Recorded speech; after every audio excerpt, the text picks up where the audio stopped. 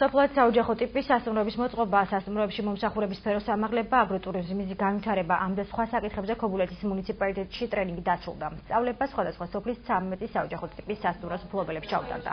მონაწილეებმა 4 დღის განმავლობაში როგორც თეორიული, ასევე პრაქტიკული კურსები გაიარეს. სოფლად არსებული სასტუმროს სახლების მეპატრონეთა გადამზადება 26 აპრილს დაიწყო და 5-ვე მუნიციპალიტეტში ჩატარდა. პროგრამის ფარგლებში სულ 55 სასტუმროს მეპატრონე გადამზადდა. ტრენინგი აჭარის ტურიზმის დეპარტამენტმა დიდების ასოციაციის მხარდამჭერით ჩაატარა. ჩაგვიტარდა 4დღიანი ტრენინგები, მოწვეული იყვნენ ეკოტურიზმის განვითარების დეპარტამენტიდან და გავეცანით უშუალოდ სოფელში ტურიზმის განვითარების გეგმებს.